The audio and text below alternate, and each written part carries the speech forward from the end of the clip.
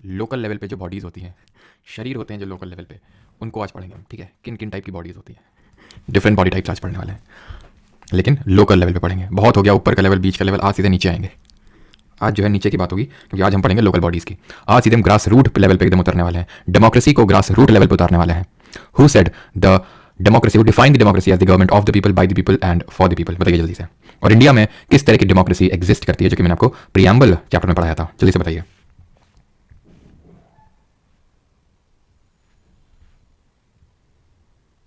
उतारने वाले हैं। गुड इवनिंग सभी को, तने, विवेक, काजल, अनिल, विनय, सभी को गुड इवनिंग। तो चलिए स्टार्ट करते हैं आज का लेक्चर। तो अभी इंडिया में अगर हम बात करें, अभी हम किस चीज़ की, तो ये इसका आंसर अब्राहम लिंकन होगा, ठीक है। तो इंडिया में तीन लेवल ऑफ गवर्नमेंट हम बोल सकते हैं। एक तो यूनियन, जो हम पढ़ चुके हैं, जिसको कि संघ बोलते हैं, जिसमें कि हमने क्या पढ़ा, जिसमें कि हमने पढ़ा prime minister, council of minister, ये सब। स्टेट्स में हमने क्या पढ़ा, chief minister and council of minister, वहां पे भी था। अच्छा, यूनियन गवर्नमेंट का हेड कौन होता है बताना जरा, और स्टेट गवर्नमेंट का हेड कौन होता है ये बताना जरा। तो यूनियन गवर्नमेंट का प्राइम मिनिस्टर होता है, कंट्री का हेड प्रेसिडेंट होता है, लेकिन यूनियन गवर्नमेंट का हेड प्राइम मिनिस्टर होता है। दैट इज वाई से he is the real head, he is the de facto head, ठीक है। प्रेसिडेंट नॉमिनल हेड है, he is the de jure head. State में होता है सीएम। अब ये बताओ में से कितने लोग अपने देश के प्राइम मिनिस्टर यानी पीएम मोदी जी से और अपने अपने राज्यों के सीएम से, चीफ मिनिस्टर से मिले हो? बताओ कितने लोग आप में से मिले हैं मोदी जी से या फिर अपने राज्य के सीएम से? जैसे कि अगर यूपी के हैं तो कितने लोग मिले योगी आदित्यनाथ जी से? बताइए जल्दी से, कितने लोग? या फिर इससे पहले भी जो सीएम रहे, अखिलेश यादव, मायावती, अगर किसी से मिले हो कभी आप में से? शायद हो सकता है कोई भी ना मिला हो, या फिर हो सकता है इक्का दुक्का लोग हो, ठीक है, इस भीड़ में हो, या फिर बहुत ज़्यादा पॉसिबिलिटी कि आप में से कोई नहीं मिला होगा, ठीक है। मिला तो छोड़ो, सकता है आज तक आपने देखा भी ना हो रियल में कैसे दिखते हैं। अब मैं आपसे पूछता हूँ कि क्या आपने अपने गाँव को, प्रधान को देखा है? प्रधान को देखा है? प्रधान को जाके जूता मार दे ठीक है नहीं? आपके मन में मतलब यही होगा। और भाई सॉरी, अगर किसी घर में ही मतलब प्रधान होंगे आप में से, तो काफ़ी लोग हो सकता है यहाँ पे कि आपके घर में ही प्रधान ही हो, है ना। तो प्रधान क्या होता है? प्रधान तो होता है कि भाई ये तो मतलब अपने ही खेत की मूली है, ऐसे टाइप, हल्के में लेते हैं। क्यों? बगल में जो रहता है आपके गांव का ही होता है। तो इससे आप जो भी चीजें हैं, भाई सड़क बनवाओ, टंकी रखवाओ पानी की, लाइट क्यों नहीं आ रही है, वो सारी चीजें आप बता सकते हो। यानी कि एक तरह से डेमोक्रेसी में पार्टिसिपेट करने के लिए एक थर्ड टियर ऑफ गवर्नमेंट को बनाया गया, जिसको हम बोलते हैं लोकल सेल्फ गवर्नमेंट। इसको किस लिए बनाया गया? So that you can participate directly into the democracy. आप डिसीजन मेकिंग में पार्टिसिपेट कर सकते हैं। आप पार्लियामेंट में तो बैठते नहीं है, लेकिन अभी हम देखेंगे कि एक पर्टिकुलर अमेंडमेंट हुआ जहां से आपके लिए एक छोटी सी मिनी पार्लियामेंट आपको बना के दी गई गांव में, जो कि गांव में किसी को पता ही नहीं होता, ये भी एग्जिस्ट करता है, ठीक है। गांव में अपनी अलग ही राजनीति चलती है। तो चलिए इसी कारवां को आगे बढ़ाते हुए हम पढ़ते हैं लोकल सेल्फ गवर्नमेंट। अब लोकल सेल्फ गवर्नमेंट जो है, रूरल के लिए अलग और अर्बन के लिए अलग। रूरल यानी गांवों के लिए सेटअप करी गई पंचायत, और अर्बन लेवल में म्यूनिसिपैलिटीज, नगर पालिकाएं। आर्टिकल जो लिखे उन पर आपको फोकस करने की जरूरत नहीं है, लेकिन हाँ, इन आर्टिकल्स को हम पढ़ने वाले हैं, इनको तो नहीं लेकिन इनको, ठीक है। तो ये लोकल सेल्फ गवर्नमेंट, दो लेवल पे, रूरल लेवल पे पंचायत होती है और अर्बन लेवल पे म्यूनिसिपैलिटीज होती हैं। क्वेश्चन आ गया गलत पीपीटी में आगे लगता है, इस वाली में आना चाहिए था, गलत पीपीटी में लैंड कर गया। चलो, तो पंचायत और म्यूनिसिपैलिटीज को हमें देखना है। तो सबसे पहले देखते हैं कि इसका बैकग्राउंड क्या है। क्या मैंने आपको इससे पहले पंचायत के बारे में कुछ पढ़ाया है? जल्दी से बताइए। आप में से कितने लोगों को याद है कि मैंने आपको पंचायत के बारे में, आई एम पंचायत सचिव। अच्छा, राहुल कुमार जी आप सचिव हैं? सचिव साहब अभी आपसे क्वेश्चन पूछेंगे, रुकिएगा जरा आप, ठीक है। अच्छा, थोड़ा सचिव साहब हैं अगर हमारे बीच, तो सचिव साहब बताइए जरा कैसा क्या मतलब चल रहा है आपके गांव में। तो हमने पंचायत के बारे में पहले पढ़ रखा है, आर्टिकल नंबर 40, अनुच्छेद नंबर 40। क्या था अनुच्छेद नंबर 40? बलवंत राय, रुक जाओ भी, बलवंत राय पे सीधे तुम पहुंचे जा रहे हो अभी आर्टिकल 40 को पढ़ते हैं पहले। आर्टिकल 40 बोलता है स्टेट शैल ऑर्गेनाइज और state shall take steps to organise village panchayat. यानी कि जो स्टेट है, स्टेट क्या है? आर्टिकल नंबर 36 में जो डिफाइंड है फॉर द डीपीएसपी, तो उसको स्टेप्स लेने हैं टू ऑर्गेनाइज विलेज पंचायत। गांव लेवल पे पंचायत एस्टैब्लिश करनी है, और उनको, एंड पूरा अगर मैं बात करूं तो है कि and endow them with such powers and authority as may be necessary to enable them to function as units of self government. इनको पावर भी देनी है। अब हमें पता है कि आर्टिकल 40 एक डीपीएसपी है, और डीपीएसपी नॉन जस्टिसेबल कैटेगरी में आती है, यानी कि वाद योग्य नहीं है। आप कोर्ट नहीं जा सकते हैं कि भाई देखो कॉन्स्टिट्यूशन में तो लिखा है कि ऑर्गेनाइज विलेज पंचायत, लेकिन हमारी स्टेट गवर्नमेंट तो कही नहीं रही है, नॉन जस्टिफाइबल था। इसीलिए काफी सारी कमिटीज बनाई गई इसको लेकर कि भाई क्या कैसा होना चाहिए, सारी चीजें करी गई, ठीक है। तो तब तक यह था कि भाई जिसका मन आया सो पंचायत को सेटअप कर लिया, जिसका मन नहीं आया तो नहीं किया। इस तरह से चीजें चल रही थी। 2 अक्टूबर को 1959 में Rajasthan became the first state to set up the panchayat. Rajasthan की जो नौगांव डिस्ट्रिक्ट है, उसमें सबसे पहले एक तरह से पंचायती राज सिस्टम को सेटअप किया गया एक्चुअली में। और 2 अक्टूबर की डेट ही क्यों चुनी गई? बिकॉज ये हम सभी जानते हैं गांधी जी की बर्थ एनिवर्सरी, गांधी जी का जो जन्म हुआ 2 अक्टूबर को हुआ था, एंड दैट इज वाई, क्योंकि गांधी जी का सपना था विलेज पंचायत का सेटअप करने का। वो हर चीज को एक तरह से डिसेंट्रलाइज करना चाहते थे। और ये जो हमारा लोकल सेल्फ गवर्नमेंट है ना, ये भी एक डिसेंट्रलाइजेशन की तरफ ही एक हम बोल सकते हैं कदम है। डिसेंट्रलाइजेशन का मतलब होता है विकेंद्रीयकरण। सेंटर के पास ही सारी पावर्स ना रहे, ऊपर के लेवल पे ही सारी पावर्स ना रहे, नीचे भी पावर डिवॉल्व हो, स्टेट के पास आ गई। अब ये स्टेट फर्दर जो लोकल सेल्फ गवर्नमेंट है उनको, ठीक है, पंचायत और म्युनिसिपैलिटीज को पावर देगा। तो एक तरह से जो पावर है सिर्फ ऊपर ही नहीं कंसेंट्रेटेड, नीचे भी आ रही है। That is called as decentralisation, विकेंद्रीकरण। क्लियर? तो यहां पे सबसे पहले सेटअप हुई थी। देन अब बात आती है धीरे धीरे कमिटीज का गठन हुआ कि भाई इसको मैंडेटरी करते हैं। तो सबसे पहले जो कमिटी बनी बलवंत राय, पता नहीं बलवंत राय बोलता हूँ तो मुझे बलवंत राय के कुत्तों याद आ जाता है। ठीक है, all thanks to Sunny Deol, है ना, तुम लोगों ने देखा वो मूवी बलवंत राय के कुत्तों, मैं तेरा खून पी जाऊंगा। तो बलवंत राय मेहता कमेटी, ठीक है, with due respect to Balwant Rai Mehta sir, ठीक है, तो वो बलवंत राय अलग है, अमरीश पुरी है, बट यहाँ पे बलवंत राय मेहता जी यहाँ अलग है। तो बलवंत राय मेहता कमेटी बनी थी बिकॉज इनकी चेयरमैनशिप में बनी थी 1957 में, जिसने कि ये बोला कि एक 3 टियर पंचायती राज सिस्टम सेटअप होना चाहिए। 3 टियर पंचायती राज सिस्टम सेटअप। 3 टियर क्या होता नहीं बताएंगे, क्या कर लोगे 3 टियर अभी आगे देखेंगे, ठीक है, अभी नहीं देखना इसको, बस ये समझ लो कि इसने बोला थी सबसे पहली कमेटी थी। सबसे ज्यादा क्वेश्चंस पूछे जाने के चांसेस इसी से रहते हैं कि बलवंत राय मतलब किस कौन सी कमेटी बनी थी सबसे पहले जिसने 3 टियर पंचायती राज सिस्टम के बारे में बोला था। तो it was Balwant Rai Mehta committee in the year 1957। क्लियर। देन बनती है इसके 20 साल बाद एक अशोक मेहता कमेटी। अशोक मेहता कमेटी बनती है, ये 20 साल बाद यानी 1977 में बनती है। इसने क्या बोला था, इसने 2 टियर पंचायती राज सिस्टम को सेटअप करने के लिए बोला था और बोला था कि जो एकदम विलेज लेवल वाला है ना उसको खत्म कर दो। विलेज लेवल मैं जब बताऊंगा ना तो आपको समझ में आएगा 3 टियर में क्या क्या होता है। ठीक है, जब अभी आपको आगे एक्सप्लेन करना है तो फिर इसलिए यहाँ पे एक्सप्लेन नहीं कर रहा हूँ। मतलब इन्होंने बोला था जो सबसे नीचे वाला है उसको खत्म कर देना है, नीचे वाला क्या भी आपको पता चल जाएगा। अब और भी कुछ कमिटीज बनी, उनके बारे में देख लेते हैं कि हाँ इनकी कौन कौन सी कमिटीज बनी। बाकी इनके रिगार्डिंग हमें कुछ याद करने की जरूरत नहीं कि इन्होंने क्या किया क्या नहीं किया। LM Singhvi committee, LM Singhvi का नाम मैंने आपको कल बताया था, जरा बताइए कब बताया था और क्यों बताया था, क्या इन्होंने किया था। ठंगोन कमेटी, गडगिल कमेटी, ये सारी कमेटी भी बनी थी पंचायत से रिलेटेड। ईयर भी इनके याद करने की जरूरत नहीं, बस ऑर्डर में ध्यान रखना। जैसे 1986 में बनी थी, मतलब ऑर्डर में ही है, जैसे सबसे पहले 1957 में, फिर 77 में, 1986 में, देन आपकी ठुंगोन कमेटी, देन गडगिल कमेटी, इस तरह से बनती है। एलएम सिंघवी का नाम मैंने बताया था कि इन्होंने जो ओम्बड्समैन सिस्टम है, ओम्बड्समैन जो स्वीडन में ओरिजिन हुआ था, इसको इंडिया के लिए इन्होंने लोकपाल और लोकायुक्त नामकरण किया था। इंडिया का पहले लोकपाल का नाम बताइए। ठीक है, तो हमने देखा था लोकपाल और लोकायुक्त जो एक्ट आया था 2013 में, तो लोकपाल और लोकायुक्त एक्चुअल में जो नाम रखा था एलएम सिंघवी जी ने, और जो एडमिनिस्ट्रेटिव रिफॉर्म कमीशन जो रिपोर्ट थी आरसी रिपोर्ट 1960 की, उसने सबसे पहले बात कही थी लोकपाल और लोकायुक्त को सेटअप करने के लिए। First Lokpal was Pinaki Chandra Ghosh, PC Ghosh. ठीक है, अब हुआ क्या, हुआ ये कि बहुत गड़बड़ हो गई। क्या गड़बड़ हुई, कुछ गड़बड़ नहीं हुई। ये हुआ कि अब यहाँ पे जब ये सारी चीजें हुई तो बहुत जो हमारी गवर्नमेंट्स आई उन्होंने अपने अपने लेवल पे मेजर्स लिए सेंट्रल गवर्नमेंट ने कि भाई कॉन्स्टिट्यूशन अमेंडमेंट करके इसको जो पंचायत सिस्टम है इसको मैंडेटरी किया जाए। राजीव गांधी ने सबसे पहले इसको लेकर कदम उठाया, लेकिन it was in the year 1992 कि ये बिल फाइनली पास हुआ अमेंडमेंट वाला। ठीक है, 1992 में, और ये था 73rd अमेंडमेंट, 73 नंबर का संविधान संशोधन था 1992 में। इस समय पीवी नरसिम्हा राव प्रधानमंत्री थे देश के, पीवी नरसिम्हा राव कंट्री के प्रेसिडेंट थे। इनके टाइम पे एक्ट पास हुआ 1992 में, बट और इसने किया क्या, इसने 2-3 काम किए। पहला तो 11th शेड्यूल जोड़ा कॉन्स्टिट्यूशन में, 11वीं अनुसूची जोड़ी, जिसमें कि 29 फंक्शनल आइटम्स मैंने आपको पहले ही बताया था, एफएक्स। ठीक है, तो 29 फंक्शनल आइटम्स हैं जिसमें कि बहुत सारी चीजें, फिशिंग है, डेयरी है, ठीक है, और इलेक्ट्रिसिटी है, मतलब बहुत सारी चीजें हैं जिसको लेके पंचायत के पास पावर होते हैं। और इसने क्या किया, इसने पार्ट नंबर, एक नया पार्ट जोड़ा कॉन्स्टिट्यूशन में, भाग number 9, part number 9 of constitution, part number 9 of constitution इसने जोड़ा। और क्या किया, और इस पर्टिकुलर पार्ट में आर्टिकल्स डाले। कौन कौन से आर्टिकल, अनुच्छेद नंबर 243 से लेकर 243 से लेकर 243 ओ, जिनको हम एक एक करके भी समझने वाले हैं। देखिए, पंचायत और म्युनिसिपैलिटी में अगर पंचायत ये इतना इंपॉर्टेंट है तो म्युनिसिपैलिटी इतना इंपॉर्टेंट है, समझ रहे हैं आप, तो कितना इंपॉर्टेंट है अब पंचायत, कितना अनइंपॉर्टेंट है म्युनिसिपैलिटी। तो पंचायत में जरा ध्यान से एकदम गौर फरमा के सुनिएगा चीजों को।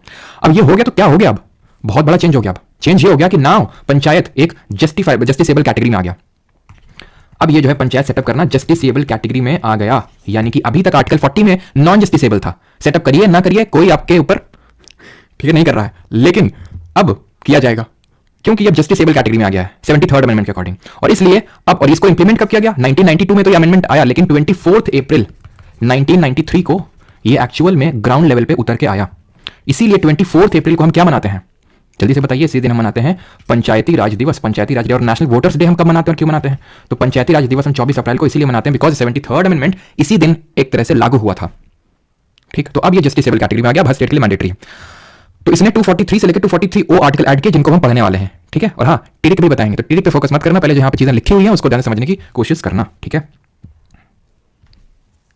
25 जनवरी को मनाते हैं नेशनल वोटर्स डे, क्योंकि election commission of India setup हुआ था। बिल्कुल सही बात है। चलो तो आगे बढ़ते हैं। तो सबसे पहले 243 में क्या मेंशन है, अनुच्छेद 243 में इसकी डेफिनेशन मेंशन है, किसकी, ग्राम सभा की। और भाई वैसे मैं बोलता नहीं हूं, लेकिन अब है ना, लाइक वाइक कर दिया करो अगर मन हुआ करे तो, मतलब क्या इंसान बोले ना तो उसका फायदा उठाओगे तुम लोग, क्यों। तो आते हैं सबसे पहले 243 में क्या है। तो 243 mentions about Gram Sabha, which means a body consisting of persons registered in the electoral rolls relating to a village comprised within the area of the panchayat at the village level. मतलब क्या है, मतलब यह है कि ग्राम सभा नाम की एक बॉडी बनेगी, एक शरीर बनेगा। ग्राम सभा नाम की मतलब एक तरह से बोल सकते हैं बॉडी बनेगी, जिसमें कि कौन होगा, जिसमें कि सभी रजिस्टर्ड जो लोग हैं इलेक्टोरल रोल में वो लोग होंगे, यानी कि वो सभी 18+ जिनकी उम्र 18 हो गई है, जिनका इलेक्टोरल रोल में नाम है, गांव के जितने भी लोग हैं जो 18+ हो गए हैं और वोटर लिस्ट में नाम है तो वोट दे सकते हैं, वो सब इस ग्राम सभा का हिस्सा होंगे, जो कि एकदम ग्रास रूट लेवल पे रहेगी। अब इसका काम क्या है ना, धीरे धीरे जब हम आगे बढ़ेंगे तब आपको समझ में आएगा ग्राम सभा का काम क्या है, ग्राम सभा है क्या चीज, तब ज्यादा क्लियर अंडरस्टैंडिंग होगी। अभी आगे बढ़ते हैं 243 ए में अभी आ गए। इसमें क्या लिखा हुआ है, सब चीजें आर्टिकल 243 में ही है, जैसे कि सारी फंडामेंटल ड्यूटीज आर्टिकल 51 में है, उसी तरह सारे जितने हमारे आर्टिकल रिलेटेड टू पंचायत है सारे 243 में, ए बी सी डी। अब सब क्लॉज नहीं करना है यहाँ पे, ग्राम सभा में exercise such powers and perform such functions at the village level as the legislature of a state may by law provide. यानी कि यहाँ पे ग्राम सभा के फंक्शंस के बारे में लिखा हुआ है, वहां पे उसको डिफाइन किया गया ग्राम सभा है क्या, यहाँ पे उसको फंक्शंस की वो फंक्शंस परफॉर्म करेगा जो वहां का स्टेट का लेजिस्लेचर, राज्य का विधानमंडल उसको पावर देगा, वो फंक्शंस को परफॉर्म करेगा। और एक चीज हमेशा ध्यान रखना कि पंचायत से रिलेटेड कोई भी चीज हो या फिर म्यूनिसिपैलिटी से भी अगर कोई भी चीज अगर आपसे पूछे तो उसमें पार्लियामेंट देगा आपको ऑप्शन में। क्योंकि मैंने जब सीजीएल मेन से पहले क्वेश्चंस करवाए थे नेट वाले, तो वहां पे हम लोगों ने काफी सारे क्वेश्चंस देखे थे, तो इस तरह से हमने देखा था कि किस तरह से वहां पार्लियामेंट दे रहा था पंचायत के साथ। लेकिन लोकल गवर्नमेंट के केस में स्टेट लेजिस्लेचर होता है वो, क्यों? क्योंकि local self government is a state list का सब्जेक्ट। याद करिए शेड्यूल नंबर 7 जहां पे 3 तरह के लिस्ट हैं, यूनियन, स्टेट और कॉन्करेंट, उसमें जो स्टेट लिस्ट है उसका सब्जेक्ट है लोकल सेल्फ गवर्नमेंट। तो इसलिए स्टेट लेजिस्लेचर इसको लेकर लॉ बनाएगा, ना कि पार्लियामेंट। ठीक, अब आते हैं 243 बी में।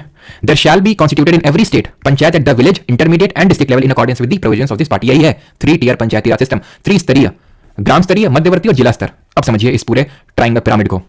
तो सबसे निचले लेवल पे होगा ग्राम पंचायत, विलेज लेवल पे, ब्लॉक लेवल पे पंचायत समिति, जिला परिषद होगा, डिस्ट्रिक्ट लेवल पे क्या होता है वो समझो। देखो ग्राम सभा तो आप समझ गए, इनमें तीनों में से ग्राम सभा कोई नहीं है। ग्राम सभा है 18 प्लस जितने लोग हैं, ठीक है, जितने लोग हैं जिनका इलेक्टोरल रोल में नाम है वो ग्राम सभा में होता है। ग्राम सभा की मीटिंग्स वगैरह होती है जो गांव में नहीं होती यूजुअली, ठीक है, क्योंकि जब मैंने नया इसको पढ़ा था तो मैंने अपने गांव में थोड़ा सा इसको टेस्ट करना चाहा कि भाई पूछा क्या कैसे, ठीक है, तो काफी मतलब मुझे खैर उस चीज को छोड़िए। तो अब यहाँ पे अगर हम बात करें कि ये क्या है 3 जो टीएस होते हैं, ऐसे समझिए ये कोई एक जिला है, ये कोई डिस्ट्रिक्ट है, ठीक। यहाँ पे बहुत सारे गांव होंगे ऐसे छोटे छोटे छोटे छोटे मोटे छोटे मोटे छोटे, ठीक है, तो ऐसे हमारे गांव होंगे काफी सारे, ठीक। अब इसको चाहे आप टॉप डाउन अप्रोच से समझ लीजिए या फिर बॉटम अप अप्रोच से समझ लीजिए। बॉटम अप से इससे मेरा मतलब है जैसे ये विलेज है तो हर विलेज में छोटा छोटा पंचायत बनेगा जिसको बोलेंगे ग्राम पंचायत। यहाँ क्या बनेगा? ग्राम पंचायत, ग्राम पंचायत, ग्राम पंचायत, ग्राम पंचायत, हर विलेज की ग्राम पंचायत होगी, ठीक। और ऊपर बढ़िया पंचायत समिति है, यानी कि इनको हमने मर्ज कर दिया, ठीक है, कुछ ग्राम पंचायत को बना दिया पंचायत समिति, इनको मर्ज कर दिया बना दिया एक पंचायत समिति, इनको मर्ज कर दिया पंचायत समिति बना दिया, इनको मर्ज कर दिया एक पंचायत समिति बना दी। ये सारे मर्ज होकर मिल जाएंगे डिस्ट्रिक्ट लेवल पे जिला परिषद। ये तो हो गया bottom up approach. Top down से समझना चाहते हो समझ लीजिए ये एक डिस्ट्रिक्ट है, जिला है, इसमें कुछ होंगी सर्टेन यूनिट्स जिनको पंचायत समिति बोलेंगे, जिसमें कि कुछ विलेजेस होंगे और यहाँ पे विलेजेस जो होंगे उन विलेजेस में होगी ग्राम पंचायत, सिंपल, ठीक है। तो इसको बोलते हैं विलेज लेवल, इसको बोलते हैं इंटरमीडिएट लेवल, इसको बोलते हैं डिस्ट्रिक्ट लेवल, ठीक है। विलेज बस नाम अलग है कि विलेज लेवल पे इसको ग्राम पंचायत बोल देते हैं, ब्लॉक लेवल पे इंटरमीडिएट लेवल पे पंचायत समिति बोल देते हैं और इसको डिस्ट्रिक्ट लेवल पे जिला परिषद बोल देते हैं। ये चीज आपको क्लियर होनी चाहिए। अब कहीं कहीं पे कुछ राज्यों में इसके नाम अलग हैं, कुछ और नाम भी हो सकते हैं, तो वो मैटर नहीं करते, बट आपको पता होना चाहिए कि बेसिकली इनको बोलते क्या है इन जनरल, ठीक है। लेकिन इसमें एक एक्सेप्शन है, एक अपवाद है। व्हाट इज दिस अपवाद, what is this exception? Exception ये है कि जिस भी स्टेट की पॉपुलेशन, जनसंख्या जो है वो 2 मिलियन से कम है, 2 मिलियन से 2 मिलियन का मतलब क्या होता है जरा बताओ?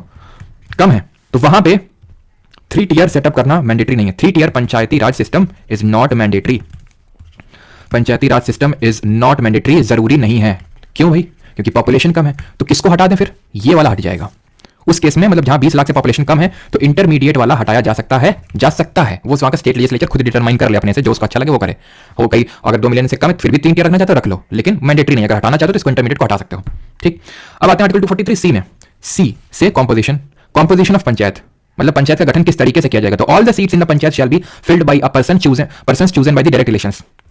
जितनी भी सीट्स हैं पंचायत की वो डायरेक्ट इलेक्शन से भरी जाएंगी। 2 तरह की सीट होती है, एक जनरल सीट होती है, एक चेयरपर्सन की होती है, अध्यक्ष की होती है। तो अध्यक्ष जो है इंटरमीडिएट लेवल पे, ठीक है, इंटरमीडिएट लेवल पे और डिस्ट्रिक्ट लेवल पे, यानी बीच वाले लेवल और टॉप वाले लेवल पे इनडायरेक्टली चुना जाएगा, अप्रत्यक्ष रूप से चुना जाएगा। लेकिन विलेज वाला डायरेक्ट भी हो सकता है, इनडायरेक्ट भी हो सकता है। मतलब मेरे कहने का ये है ये दोनों इनडायरेक्ट ही चुने जाएंगे, इट इज मस्ट। और ये डायरेक्ट भी हो सकता है, इनडायरेक्ट भी हो सकता है। कौन डिटरमाइन करेगा? अगेन हर चीज डिटरमाइन करने का काम स्टेट का लेजिस्लेचर का है, राज्य के विधानमंडल का है, पार्लियामेंट नहीं करेगा यहाँ पे कुछ, ठीक है। तो जितनी भी सीट्स हैं जो नॉर्मल वाली, तो जो लोग ग्राम सभा के जो लोग होते हैं जिनको बोल सकते हैं, जो भी मैंने बताया ग्राम सभा, वो लोग चुनते हैं। आप लोग वोट डालते हैं ना डायरेक्टली गांव के प्रधान के लिए, और फिर जो चेयरपर्सन ऊपर लेवल पे होता है वो प्रधान लोग चुनते हैं फिर, ठीक है। ऐसे नगर पालिकाओं में होता है। तो ये है इसका मतलब, क्लियर। 243C में किस तरह से सीट भरी जाएंगे तो मैं फिर से ऐसे बताता हूं कि एक तो जनरल लेवल के इलेक्शन होते हैं जो डायरेक्टली होते हैं, जहां पे ये सरपंच चुने जाते हैं, ठीक है, प्रत्यक्ष चुनाव होते हैं। और एक होते हैं चेयरपर्सन के लिए चुनाव, इसके अध्यक्ष के लिए चुनाव, ये इनडायरेक्टली होते हैं। कहां पे? 3 टियर मैंने बताए थे, तो 3 टियर में इनडायरेक्टली होते हैं ये इंटरमीडिएट लेवल पे और डिस्ट्रिक्ट लेवल पे। विलेज लेवल पे अगर मैं बात करूं तो वो डायरेक्ट भी हो सकता है, इनडायरेक्ट भी हो सकता है, प्रत्यक्ष भी हो सकता है, अप्रत्यक्ष भी हो सकता है, वो वहां का स्टेट लेजिस्लेचर डिटरमाइन करेगा। अब आते हैं आर्टिकल नंबर 243D, ठीक। ये बात करता है रिजर्वेशन ऑफ सीट्स। अभी सिर्फ आपको फोकस करना है जो मैं बता रहा हूं, इस आर्टिकल पे फोकस करने की जरूरत नहीं है, जैसे मैं आपको याद करवा दूंगा, सारे याद हो जाएंगे, ठीक है। तो रिजर्वेशन 2 लोगों के लिए, एक तो एससीज एंड एसटीज के लिए, एससी एसटी तो यहां पे लिखा हुआ है, एससी और एसटीज के लिए और विमेन के लिए, ठीक है। एससी और एसटी और यहां पे विमेन के लिए रिजर्वेशन। एससी एसटी की अगर बात करें तो इनको इनकी पॉपुलेशन के प्रोपोर्शन में, जनसंख्या के हिसाब से रिजर्वेशन मिलेगा एससी एसटी को।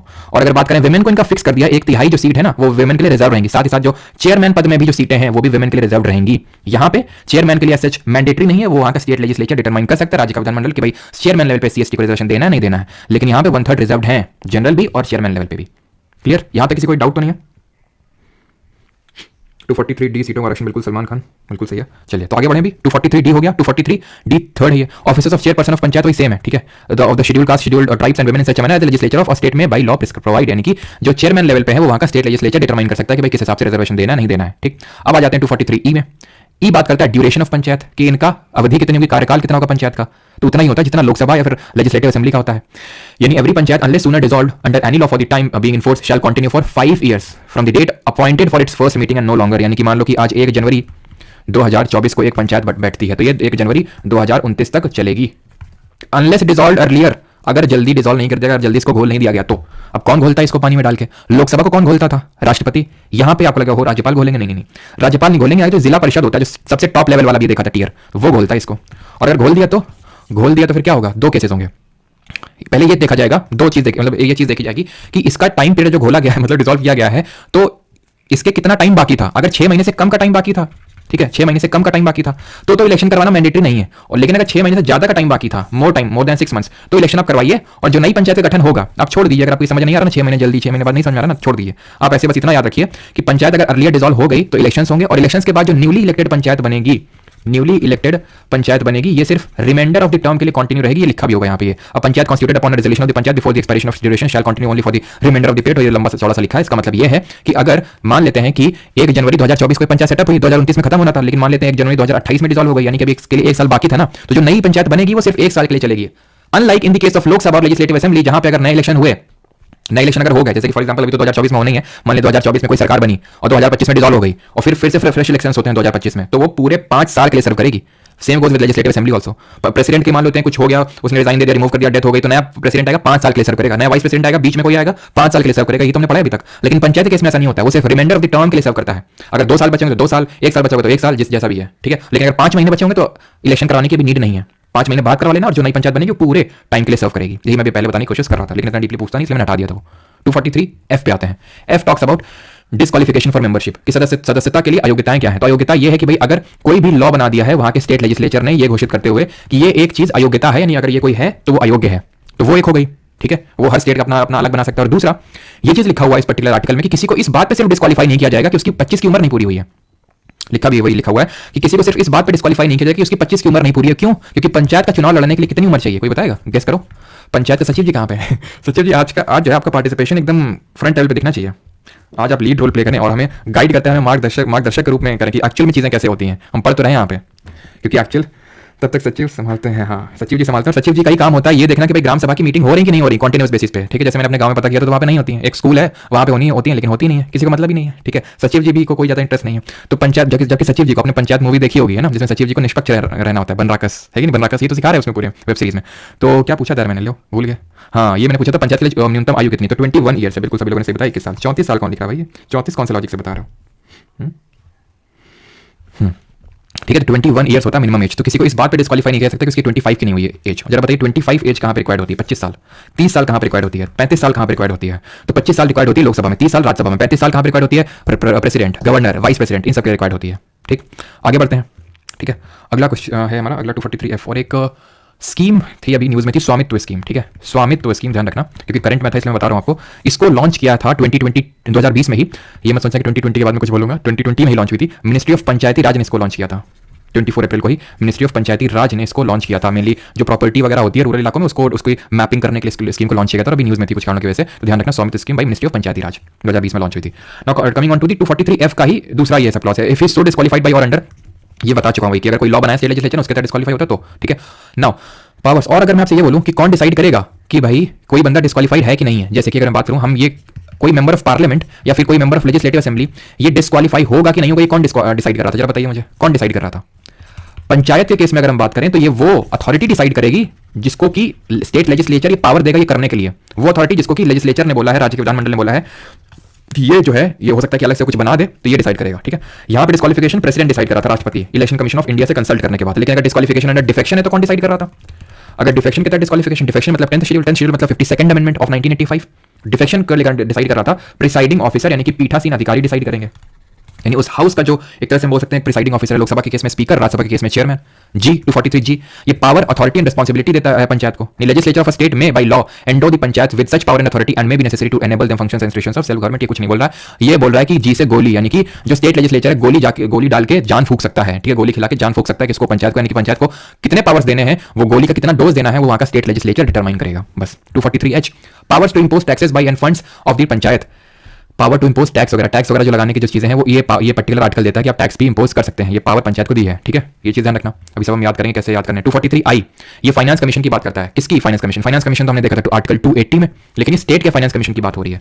स्टेट यूनियन का जो हमारा था, यानी कि जो फाइनेंस कमीशन ऑफ इंडिया था अंडर आर्टिकल नंबर 280, ये क्या बोल रहा था कि किस तरह से कंसोलिडेटेड फंड ऑफ इंडिया को, भारत के संचित निधि को किस तरह से ऑगमेंट किया जाना चाहिए, सो दैट पूरा जो एक तरह से जो सेंटर है, सेंटर से स्टेट्स के पास भी पहुंचे पैसा, तो किस तरह से सेंटर और स्टेट्स के बीच में पैसे का डिवीजन होना चाहिए। अब जो यहाँ का फाइनेंस कमीशन है, यानी कि राज्य का जो फाइनेंस कमीशन है, आइए हटा लीजिए यहाँ से, बिकॉज यहाँ पे हम स्टेट के फाइनेंस कमीशन की बात कर रहे हैं अंडर आर्टिकल नंबर 243I, जो ये बोलेगा कि भाई जो स्टेट का कंसोलिडेटेड फंड है उसको किस तरह से वो किया जाना चाहिए, सो दैट लोकल जो बॉडीज हैं, जो हमारे पंचायत हैं यहाँ पे, क्योंकि हम पंचायत के बारे में पढ़ रहे हैं, म्यूनिसिपैलिटी का एक अलग से वहाँ पे फाइनेंस कमीशन को लेकर एक आर्टिकल है, फाइनेंस कमीशन सेम ही है, ठीक है, तो किस तरह से ये स्टेट का कंसोलिडेटेड फंड ऑफ इंडिया को इस तरह से वो करना चाहिए, सो दैट पैसा प्रॉपर तौर से पंचायत के पास भी पहुंचे, ये बोलता है बस स्टेट का फाइनेंस कमीशन। पढ़ना है तो पढ़ सकते हैं, तो कोई जरूरी नहीं है, बस हमें ये बताना चाहिए आपके एसएससी एग्जाम के लिए सफिशिएंट है जो मैंने आपको चीजें बताई, और कि क्या आर्टिकल में फाइनेंस कमीशन स्टेट का दिया हुआ है। 243J, ये बात करता है audit of account of panchayat, इनकी ऑडिटिंग सेंटर लेवल पे कौन कर रहा था, सेंटर और स्टेट की, भाई क्या कर रहा था, कंट्रोलर एंड ऑडिटर जनरल, कौन सा आर्टिकल था और कौन सा चैप्टर था यूनियन का, जल्दी से बताइए। लेकिन यहाँ पे पंचायत के लिए कौन करेगा, यहाँ पे आर्टिकल 243J के तहत यहाँ पे ऑडिटिंग करेगा, और वो जो अथॉरिटी है वो स्टेट लेजिस्लेचर अगेन डिटरमाइन कर सकती है कि कौन करेगा।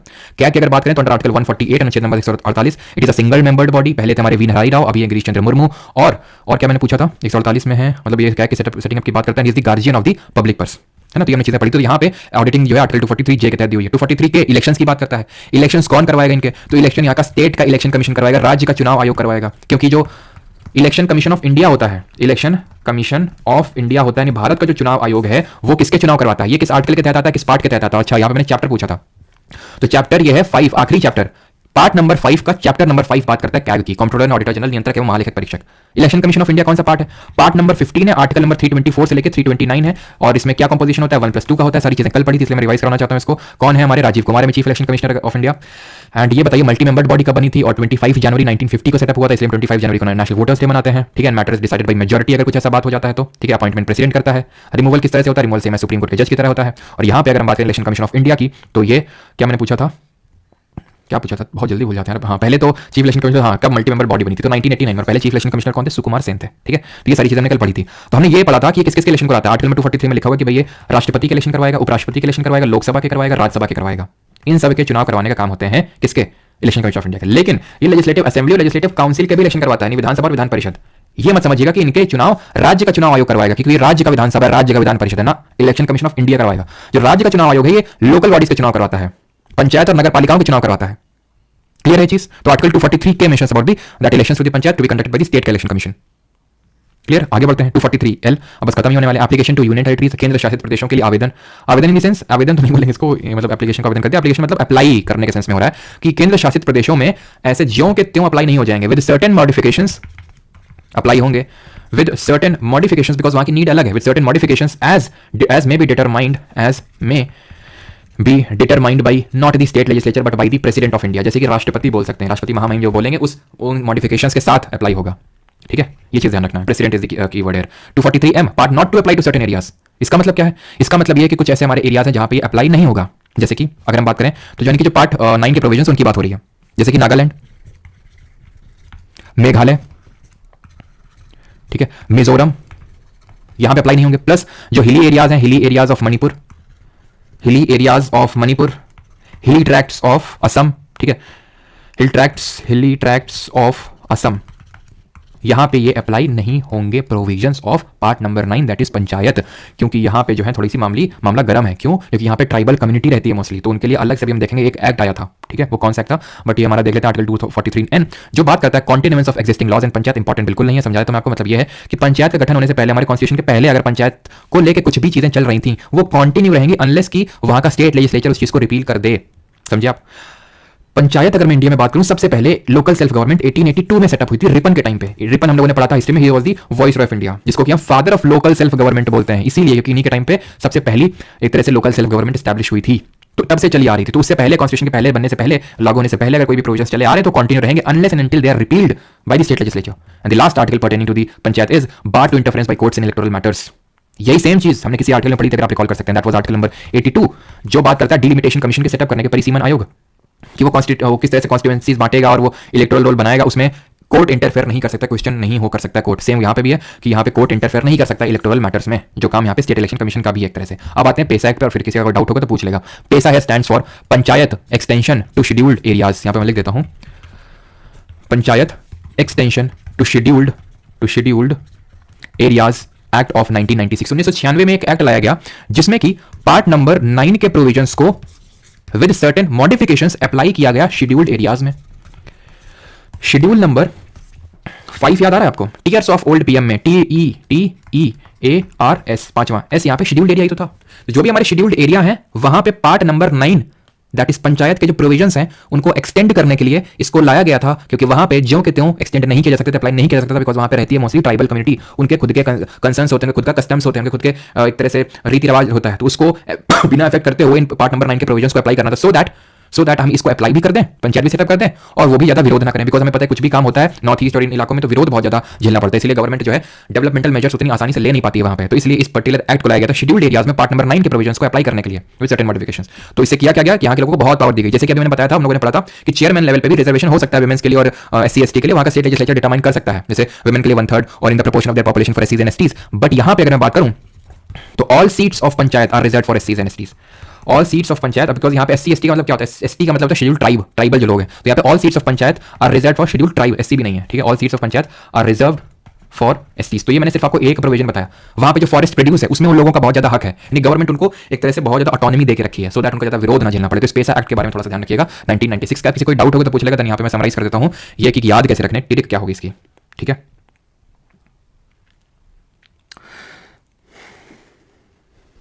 बिल्कुल इनडायरेक्ट मैंने इसलिए बोला बिकॉज जो उनको हम लोगों ने चुन के भेजा है वो लोग चुन रहे हैं, इसलिए इनडायरेक्ट है। सर आर्टिकल पढ़ने में मजा नहीं आता है, अच्छा, और नोरा फतेही की वीडियोस देखने में मजा आता है बताओ, तो अगर वो पेपर में आता हो तो पढ़ लो फिर तो मजा तो नहीं आएगा लेकिन मजा लेना पड़ेगा, है कि नहीं। जितना हम अपना साइड से तुम्हारा काम कम कर सकते हैं वो हम करते हैं, बाकी थोड़ा सा एफर्ट डालना ही पड़ेगा। तुम्हारे बार बार स्पैम करने से सब चीज़ें सही तो नहीं हो जाएंगी, है ना। चलिए तो क्लियर, ओके। तो फिर अब टिक देख लेते हैं क्या रहने वाली है। अभी सब वो ओल्ड फॉर्मेट में मिलेंगे, ठीक है निशांत।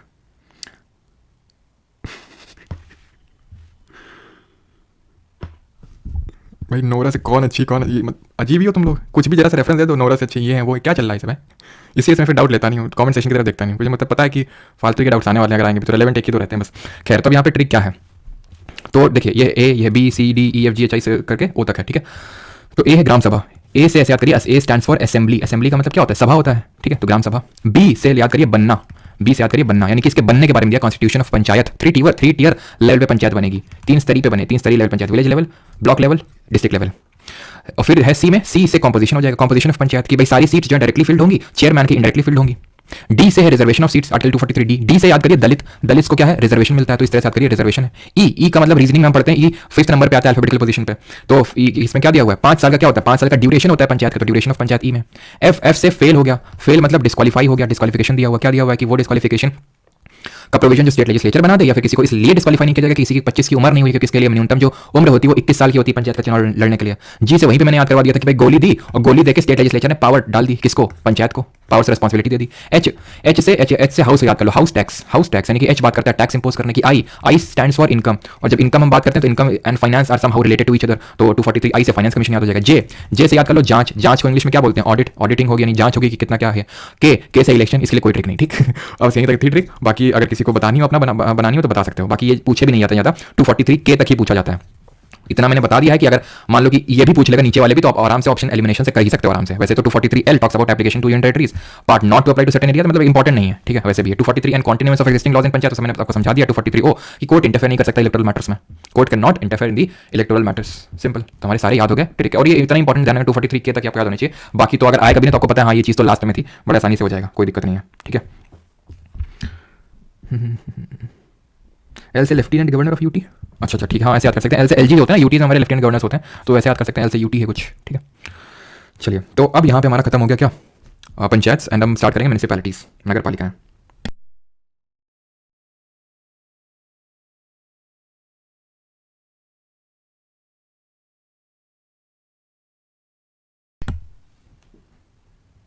सही एसएससी जेई के लिए इनफ है, बिल्कुल इनफ है। आप क्वेश्चंस भी अटेम्प्ट कर सकते हो। और अभी मैं कुछ ऐसा प्लान कर रहा हूँ जहाँ पे जितने भी एसएससी जेई वाले हैं, सीपीओ वाले हैं, एमटीएस वाले हैं, स्टेनो वाले हैं, सबको जो है हम कुछ देने वाले हैं भी, ठीक है, ताकि जो सबके डाउट रहना किसके लिए सफिशिएंट है, उसके लिए सफिशिएंट है, तो उस सबके डाउट जो है रिजॉल्व हो जाएंगे।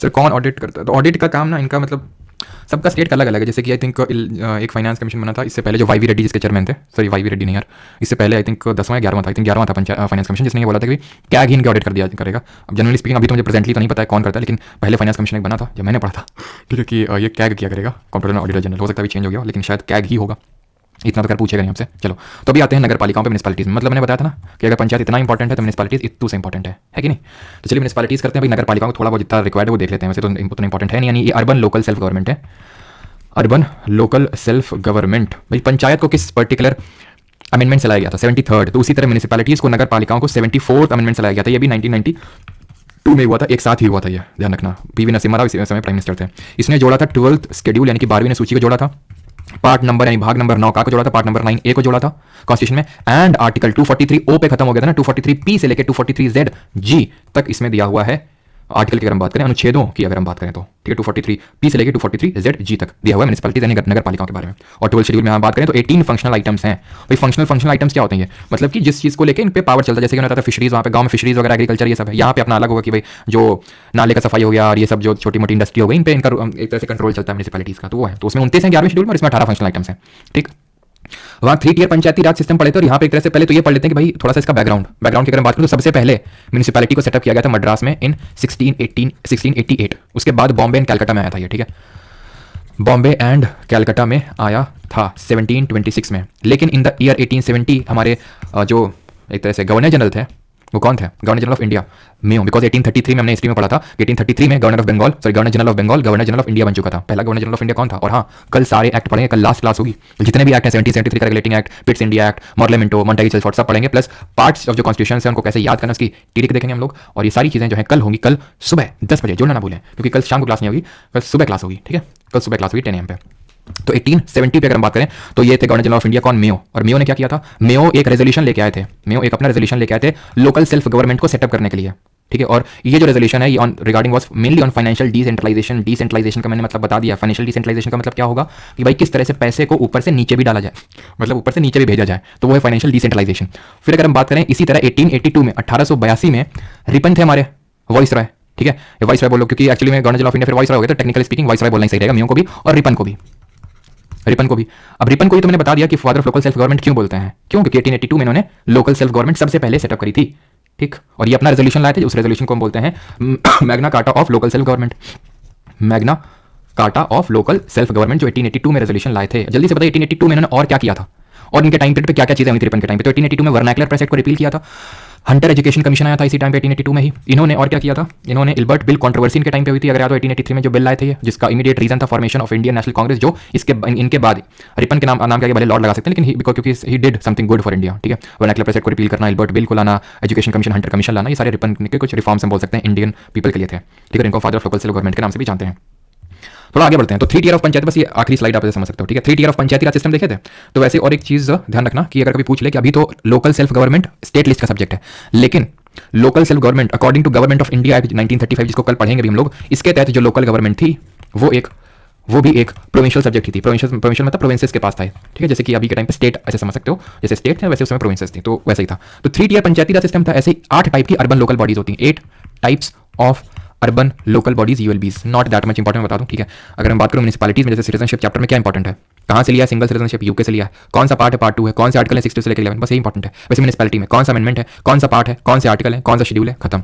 ये तो बस थोड़ा सा देख लो, जैसे ये थोड़ी सी इंपॉर्टेंट हो जाती है, ज़्यादा नहीं, थोड़ा सा ही। और ये तो मतलब ना के बराबर, कभी क्वेश्चन तो शायद देखने को मिला ही नहीं, मैंने तो देखा ही नहीं, ठीक है। तो 8 टाइप की होती है। म्यूनिसिपल कॉर्पोरेशन होती है एक, म्यूनिसिपल कॉर्पोरेशन, इसके बाद हम लोग क्वेश्चन लगाएंगे। देन एक होती है हमारी म्यूनिसिपैलिटी, ठीक है। मोस्टली जगहों में म्यूनिसिपैलिटी होती है, मैं बता दूंगा, इसका भी क्लासिफिकेशन होता है। नोटिफाइड एरिया कमेटी होती है, ठीक है, नोटिफाइड एरिया कमेटी होती है। टाउन एरिया कमेटी होती है एक, टाउन एरिया कमेटी होती है, एक कंटोनमेंट बोर्ड होता है, ये मिनिस्ट्री ऑफ डिफेंस के तहत आता है। कंटोनमेंट बोर्ड वहाँ बनाया जाता है जहाँ पे डिफेंस की कोई फैक्ट्री लगी हुई है, फिर डिफेंस के लोग रह रहे हुए हैं, ठीक है, आर्मी एयरफोर्स या फिर नेवी की, तो कंटोनमेंट बोर्ड बनाया जाता है और उसको मिनिस्ट्री ऑफ डिफेंस के अंडर में आता है। टाउनशिप होता है एक हमारा, पोर्ट ट्रस्ट होता है, पोर्ट ट्रस्ट होता है, और स्पेशल जहाँ पे पोर्ट वगैरह होते हैं, बंदरगाह, ठीक है, ज्योग्राफी में पढ़ेंगे 13 मेजर पोर्ट है इंडिया में, तो वहाँ पे पोर्ट ट्रस्ट बनाए जाते हैं। उनको म्यूनिसिपैलिटी को लेकर, म्यूनिसिपैलिटी वाले प्रोविजन से गवर्न नहीं किया जाएगा। और अगर कोई स्पेशल पर्पस के लिए कोई अगर बना दिया जाए तो उसको स्पेशल पर्पस एजेंसी बोलते हैं। क्या? Special purpose agency. इसमें बहुत सारे प्रोविजंस होते हैं लेकिन हमें पढ़ने की जरूरत नहीं। आप छोड़िए एसएससी तो छोड़िए, आप मतलब यूपीएससी में भी आप कभी क्वेश्चन नहीं देखेंगे, अगर देखें तो जरूर मुझे भेजिएगा, यूपीएससी तक में भी ना के बराबर क्वेश्चन हैं इससे, ठीक है, क्लियर। अभी जो म्यूनिसिपल ज्यादातर जगहों में, जैसे ज्यादातर सिंपल, जैसे टाउन, ये कंटोनमेंट बोर्ड कहाँ होता है? जहाँ पे डिफेंस के लोग रह रहे हैं, ठीक है। टाउनशिप भी थोड़ा सा एक हाई फाई इलाकों में, पोर्ट ट्रस्ट यहाँ पे पोर्ट्स वगैरह होते हैं। Special purpose agency usually setup नहीं की जाती है, कहीं आपको देखने को नहीं मिलेगी, अनलेस एंटिल कोई स्पेशल पर्पस है, कहीं पे कुछ चीज़ हो रही है तो वहाँ पे ये सेटअप की जाती है। मोस्टली जगहों में म्यूनिसिपैलिटी होती है जहाँ पे, जिसको 3 लेवल में डिवाइड किया जाता है। तो नगर पंचायत, इसको हम नगर पंचायत के नाम से जानते हैं कहीं कहीं पे, ठीक है, नगर पंचायत। एक होती है म्यूनिसिपल काउंसिल, ठीक है, म्यूनिसिपल काउंसिल होती है, एंड एक म्यूनिसिपल कॉर्पोरेशन, तो मैंने बता दिया ना। हाँ, तो नगर पंचायत और म्यूनिसिपल काउंसिल होती है इसमें म्यूनिसिपैलिटी, और यूजुअली ज्यादातर जगह म्यूनिसिपैलिटी सेटअप होती है। और इससे बड़ा एक तरह से बोल सकते हैं म्यूनिसिपल कॉर्पोरेशन होता है, जो सर्टेन म्यूनिसिपैलिटी से मिलकर बनता है, that is called as municipal corporation. बस थोड़ा सा देख लो क्या क्या होता है, ताकि अगर कभी आ जाए कि भाई इनमें से कौन सा, इनमें से एक टाइप नहीं है अर्बन लोकल बॉडी का, तो आपको पता होना चाहिए। बाकी तो और कुछ इससे क्वेश्चन नहीं बनेगा, ठीक है। अभी आते हैं सीधे क्वेश्चन करते हैं। चलिए, तो पहला क्वेश्चन ये रहा आपकी स्क्रीन पे, कहाँ चला गया? चलिए, तो पहला क्वेश्चन है ये, करिए जल्दी से इस क्वेश्चन को। The question is the dash of the constitution of India says that the state shall take steps to organise village panchayat and endow them, वही पूरा सारी चीजें मैं सबसे पहले पढ़ी थी। अरे निशान भैया, करवा देंगे रिप्लेस, रुक जाओ, मतलब रिप्लेस ऐसे थोड़ी ना जाएंगे, हवा फूंक मारी रिप्लेस हो जाएंगे तुरंत। अब जो बनाते हैं नोट्स वही पीवाई की सीरीज के बना रहे हैं, तो थोड़ा सा समझिए, पीवाई की सीरीज के नोट्स रिप्लेस करवा दीजिए। अब बाकी पहले वाले करवा दिए, बाकी वाले भी कोशिश करते हैं जल्दी से रिप्लेस करवाएं। बिल्कुल सही, श्रुति, तन्मय, शुक्ला, भरत, ईशानी, रितेश, सबका सही है। तो आंसर क्या होगा? आर्टिकल में 32 में क्या है? Ritz of supreme court. 35 में क्या? खुद से सोचिए, ये मेरा काम नहीं, आपका काम है सोचने का, ना। आपको कोई एग्जाम देना, तो 35 में क्या कि फंडामेंटल राइट्स को लेके कोई भी चीज़ करने, कोई भी लॉ बनाने का जो पावर है वो सिर्फ पार्लियामेंट को, स्टेट लेजिस्लेचर को नहीं। 38 में क्या है? स्टेट को मतलब डायरेक्शन दिया गया हो कि आपको वेलफेयर करना है, लोगों को मिनिमाइज करना है inequality in income status facility and opportunity. जो मैंने अभी बोला, to minimize inequality in income status facility and opportunity, ये किस पर्टिकुलर अमेंडमेंट से इस चीज़ को ऐड किया गया था, ये आपको जल्दी से कमेंट में बताएंगे। अगला क्वेश्चन है हमारा, question number 2, how many tiers are there in a panchayati raj structure? कितने टियर्स होते हैं? तो हमें पता है 3 टियर होते हैं, विलेज लेवल, डिस्ट्रिक्ट लेवल और विलेज लेवल, इंटरमीडिएट लेवल और डिस्ट्रिक्ट लेवल, ठीक है। जिला परिषद, पंचायत समिति और ये आपका ग्राम पंचायत हो जाएगा। तो सही आंसर क्या होगा? सही आंसर होगा ऑप्शन नंबर 3, ठीक है। यहाँ पे जो मैंने क्वेश्चन पूछा था उसका आंसर 44th कॉन्स्टिट्यूशनल अमेंडमेंट होगा, जहाँ से इस पर्टिकुलर प्रोविजन को ऐड किया गया था in the article 38 of the Indian constitution. 3 tier of the Panchayati Raj system consists of, पंचायती राज की त्रिस्तरीय प्रणाली में क्या शामिल है? ग्राम पंचायत, पंचायत समिति, ना, ब्लॉक समिति तो बीच वाला ही हो गया, ठीक है। आंसर होगा ग्राम पंचायत, ब्लॉक समिति और जिला परिषद, ऑप्शन नंबर 2 सही आंसर होगा, ठीक है। आगे बढ़ते हैं और अगला क्वेश्चन देखते हैं। ये आपका देख सकते हैं, पंचायत समिति और ब्लॉक लेवल एक ही चीज होती है, जो यहाँ पे इन्होंने अलग अलग करके दे रखा था, इसलिए गलत था, ठीक है, क्लियर। तो ग्राम पंचायत और ब्लॉक समिति नहीं होगा, यहाँ पे आंसर ऑप्शन नंबर डी होगा, ठीक। ग्राम पंचायत, पंचायत समिति और जिला परिषद, इसने क्या कर दिया था? ब्लॉक को समिति कर दिया। मतलब है तो देखो सेम चीज। पहली बात तो ये एक्चुअल में क्वेश्चन नहीं पूछा गया किसी एग्जाम में, ठीक है, ये ऐसे ही क्वेश्चन सेटअप किया गया है, लेकिन अगर पूछेगा तो ऑब्वियस बात है पंचायत समिति होगा या फिर ब्लॉक लेवल होगा, ठीक है।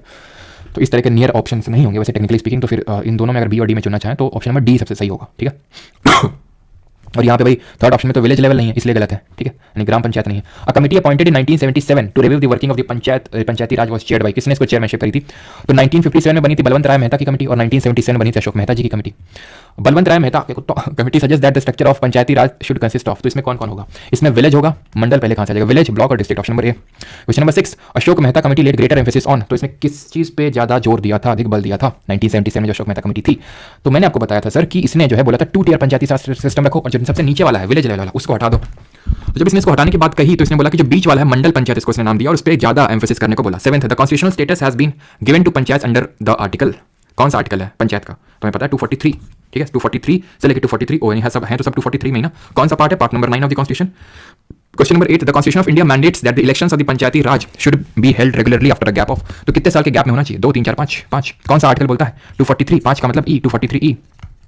और अर्ली रेजोल्यूशन हो गया तो कोई नहीं, अगर 6 महीने से कम का टाइम पीरियड बाकी है तो फिर इलेक्शन आराम से करवा लेना जब टेन्योर पूरा हो जाए, और ज्यादा टाइम बाकी है तो जो पंचायत बनेगी that will continue till the reminder of the term, पूरा 5 साल के लिए नहीं सर्व करेगी वो। पंचायती राज इन इंडिया का क्या रिप्रेजेंट करता है? Decentralization of power, participation of people, community development, सबको रिप्रेजेंट करता है, ऑल ऑफ दीस, ठीक है। When was panchayati Raj system introduce in India, कब इंट्रोड्यूस हुई थी पंचायती राज व्यवस्था? तो हमने देखा था सबसे पहले तो 2 अक्टूबर 1959 को आई थी। भाई हट जाओ, मच्छर जी आए थे बीच में।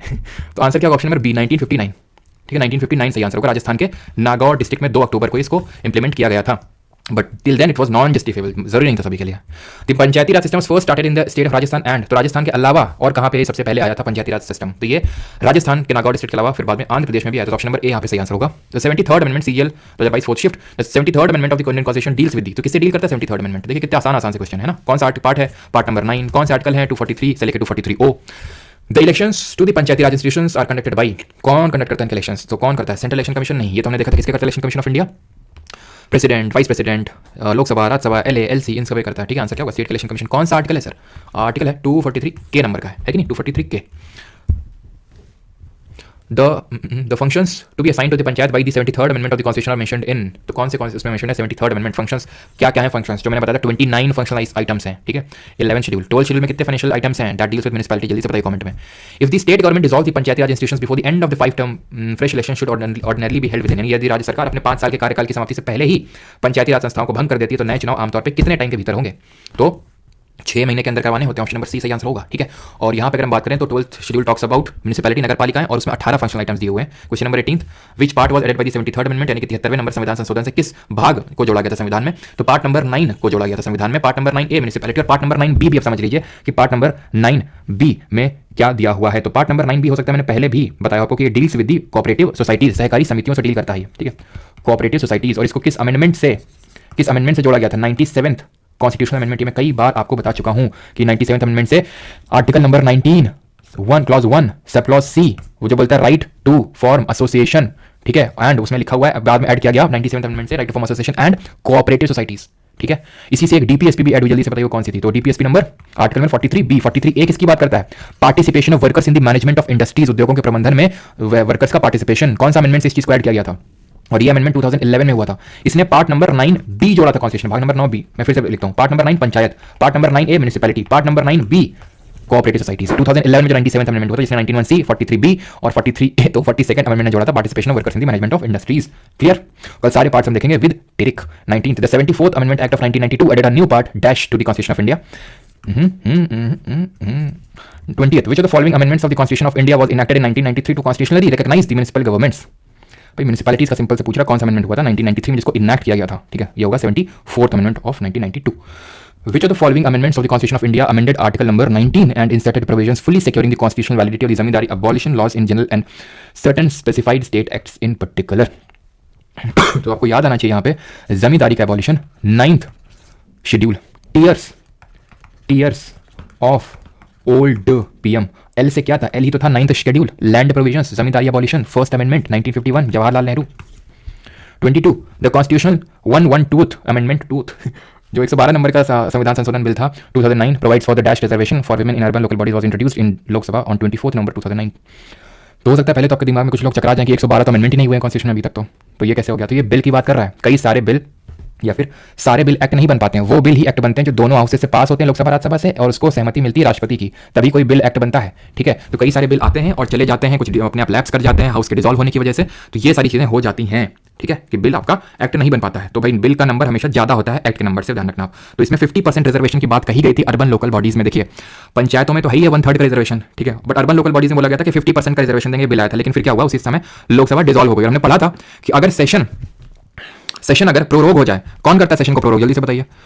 सेशन अगर प्रोरोग हो जाए तो बिल पे कोई इफेक्ट नहीं पड़ेगा। अगर इससे इफेक्ट नहीं पड़ रहा है तो एडजर्नमेंट से तो कुछ पढ़ना ही नहीं चाहिए, बिल्कुल बात सही है। लेकिन अगर लोकसभा डिसॉल्व हो गया, जो प्रेसिडेंट करेगा तो कुछ काइंड्स ऑफ बिल होते हैं जो लैप्स कर जाते हैं। मैंने आपको पढ़ाया था किस किस तरह के बिल होते हैं, तो कौन कौन तरह के बिल होते हैं। तो हमने पढ़ा था कि अगर कोई भी बिल जो लोकसभा में ओरिजिनेट हुआ है, चलो बता देते हैं, मतलब स्टार्ट कर दिया तो, लेकिन मेरा मन तो नहीं है क्योंकि आपके इतना पूछा जाता नहीं। तो अगर कोई भी बिल जो राज्यसभा में ओरिजिनेट हुआ वो वहीं पड़ा है, वो लैप्स नहीं होगा। कोई भी बिल जिसको लेकर प्रेसिडेंट ने जॉइंट सिटिंग बुलाई, लैप्स नहीं होगा। कोई भी बिल जिसको कि प्रेसिडेंट ने रिटर्न किया था कि भाई देख लो इसको, सस्पेंसिव वीटो का यूज करें, वो लैप्स नहीं होगा। इसको छोड़ के जितने बिल हैं सारे लैप्स हो जाएंगे। उन्हीं में से एक ये बिल था जो लैप्स हो गया था, जो 50% रिजर्वेशन की बात कर रहा था। प्रोरोग कौन करता है? प्रेसिडेंट करता है। डिसॉल्व कौन करता है? जो कि सिर्फ लोकसभा ही हो सकता है, राज्यसभा नहीं हो सकता है क्योंकि it is a permanent house. Similar goes in the state legislature also. Legislative assembly dissolve हो सकता है, गवर्नर करेगा, और लेजिस्लेटिव काउंसिल डिसॉल्व नहीं हो सकता बट अबॉलिश हो सकता है। Who will abolish? Who can abolish legislative council? बताइए। राज्यसभा ना तो अबॉलिश हो सकता है ना तो डिसॉल्व हो सकता है। अबॉलिश करना राज्यसभा को मतलब बहुत बहुत बहुत बड़ी बात हो जाना, ठीक है, राज्यसभा को अबॉलिश करना, जो कि मतलब कोई है ही नहीं प्रोविजन, ठीक है, वो तो मतलब ना के बराबर ऐसे, ठीक है। तो प्रोरोग की अगर बात करेंगे तो प्रेसिडेंट करता है। एडजर्नमेंट प्रिसाइडिंग ऑफिसर करता है, ठीक है। प्रोरोग का मतलब क्या होता है? सत्रावसान बोलते हैं। 3 सत्र होते हैं, मानसून सेशन, बजट सेशन और विंटर सेशन। तो उनको प्रोरोग करना, सत्रावसान करना प्रेसिडेंट का काम होता है, ठीक है। और मैंने क्या पूछा था आपसे? क्या पूछा था?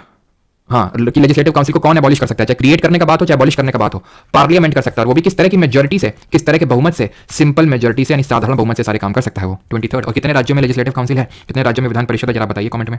अगला क्वेश्चन हमारा ये, as per the constitution of India panchayat at the intermediate level may not be constituted in a state having a population not exceeding what. Sir what about important amendment, Rashi Pathak ji what about important, मुझे कोई important amendment बताइए जो मैंने बताया ना हो, बताइए जल्दी से, जो कोई भी इंपॉर्टेंट अमेंडमेंट हो जो मैंने बताया ना हो, जल्दी से बताइए आप। अब आप ये मुझसे मत एक्सपेक्ट करिएगा मैं आपको एक ऐसे करके पढ़ाऊंगा, आर्टिकल 1 आर्टिकल 2 3 4 5 6 7 8 ये एक लाइन में नहीं पढ़ाने वाला, मैंने लाइन में आर्टिकल नहीं पढ़ाया है, जरूरत भी नहीं है उसकी। आपको अमेंडमेंट भी वैसे पढ़ने की जरूरत नहीं कि एक दिन चलो हम अमेंडमेंट पढ़ते हैं, वो बीच में हो जाते हैं, ठीक है, वो बीच में हो जाते हैं। अलग से अमेंडमेंट पढ़ाने बैठा तो समझ नहीं आएगा आपके वो, ठीक है, लेकिन अब सारे अमेंडमेंट हो चुके हैं। वही मैं बोल रहा हूँ कि अगर आपको कोई ऐसा लग रहा है कि मैंने नहीं पढ़ाया तो बताइए कौन सा इंपॉर्टेंट छूट गया हो, मुझे भी तो पता चले। तो आंसर इसका 20 लाख होगा, 2 मिलियन हमने पढ़ा था कि इसके 2 मिलियन से कम है स्टेट की पॉपुलेशन, वहाँ पे इंटरमीडिएट लेवल को स्किप किया जा सकता है। 24th which freedom fighter abolished the zamindari system in Uttar Pradesh and was elected as the home minister in 1955, जल्दी से बताइए। अच्छा 86 नहीं बताया, अच्छा 86 नहीं बताया, शर्म कर लो कुछ। तो आंसर क्या होगा, Govind Ballabh Pant, option number B यहाँ पे सही आंसर होगा, ठीक है। अगले क्वेश्चन पे आते हैं 25th, which of the following article is related to the provision of cooperative societies in the Indian constitution, सहकारी समिति, हाँ 6 स्टेट है, अच्छा ठीक है 6 आप लोग वो बता रहे थे, मैंने पूछा था लेजिस्लेटिव काउंसिल कितने स्टेट में, तो 6 स्टेट में। कभी पूछ ले कितने स्टेट में बाई कैमरा लेजिस्लेचर है, द्विसदनीय विधानमंडल है, तो उसका आंसर भी 6 होगा। कब उत्तम, कर्नाटक, आंध्रा और बिहार, उत्तर प्रदेश, तेलंगाना, महाराष्ट्र, ध्यान रखना तमिलनाडु नहीं है, ठीक है। तूफान का देता से मुझसे गुस्सा हो गया, तुम्हारी हरकतें हैं बस, और कोई नहीं, और कुछ नहीं। आंसर क्या होगा, कोऑपरेटिव सोसाइटी। अभी मैंने बताया था 243 ZH से लेकर ZT, part number 9 B of the constitution, amendment number 97 of the constitution. ये क्या है, ये part number 9 of the constitution है। ये क्या है, part number 9A of the constitution, municipality के बारे में दिया हुआ है। म्युनिसिपैलिटी कर लेते हैं 2-3 question. The provisions regarding the municipalities and panchayat was made in the Indian constitution in which year, तो किस साल बनाए गए थे इनके प्रोविजंस म्युनिसिपैलिटी के, तो ये बनाए गए थे 1993 में, ऑप्शन नंबर बी लागू हुए थे, ठीक है। 74th amendment, power authority and responsibilities of municipalities are listed in which of the following schedules of the constitution of India, नगर पालिकाओं की शक्ति, अधिकार और जिम्मेदारियां भारत के संविधान के निम्नलिखित में से किस अनुसूची में है, तो भाई म्युनिसिपैलिटी का ये आता है 12th नंबर का शेड्यूल, ऑप्शन नंबर बी यहाँ पे सही आंसर होगा। 9th किसकी बात करता है, अभी बताया, लैंड प्रोविजंस अबॉलिशन ऑफ जमींदारी के जो लॉस थे, जिसमें ये बोल दिया था पार्लियामेंट ने कि इसमें कुछ भी रख लें हम या स्टेट लेजिस्लेचर, इसको जुडिशियरी रिव्यू नहीं कर सकती है। देन कौन सा केस हुआ, जिसको 9th शेड्यूल केस के नाम से जानते हैं, जरा बताइए। 11th पंचायत, 12th म्युनिसिपैलिटी, तो 9th शेड्यूल केस के नाम से जानते हैं IR कोयलो केस, जिसमें उसने बोला judicial review is the basic feature of the constitution. हमने केबीसी केस में तुम्हें पहले ही बताया था, तो इससे पहले जो तुम कर लिए सो कर लिए, ठीक है, लेकिन इसके बाद जो आएगा वो चीज जो है जुडिशियल रिव्यू के तहत होगी, ठीक है। चलो 28 where was the first municipal corporation in India set up, तो प्रथम नगर निगम कहाँ स्थापित करी गई थी, तो ये स्थापित करी गई थी, मैंने बताया भी था, मद्रास में इन द ईयर 1688, ठीक है, 1688 में। Then in Bombay and Calcutta in the 1726, 1726 में। And who is known as the father of local self government, जल्दी से बताइए। कोहिलो नहीं है, कोयलो है, ठीक है, कोयलो होता है ये, खैर स्पेलिंग से कह लेना देना। 74th amendment of 1993 mentions about what, mentions about municipality, ठीक, खत्म हो गया आज का लेक्चर, आज जल्दी हो गया ना। चलो भाई, तो कल की जो क्लास है वो आखिरी क्लास होगी जहाँ पे सारे एक्ट्स पढ़ेंगे, 1773 का एक्टिव जितने भी मैंने अभी थोड़ी देर पहले बताए थे, प्लस पार्ट्स को कैसे याद करना है जो हमारे संविधान के भाग हैं वो देखेंगे हम लोग, और लेक्चर हो जाएगा हमारा खत्म, पॉलिटी हो जाएगी खत्म, ठीक है। और तुम लोगों का जो सबसे बड़ा सपना था, कुछ स्टूडेंट का है यहाँ पे सबसे बड़ा सपना, फिजिक्स कब होगी, तो मंडे से फिजिक्स होगी, ठीक। और ये क्लास 10 बजे होगी कल सुबह, ध्यान रखना, ठीक है, मॉर्निंग 10 AM पे क्लास होगी, तो सुबह कल उठ जाना, है ना।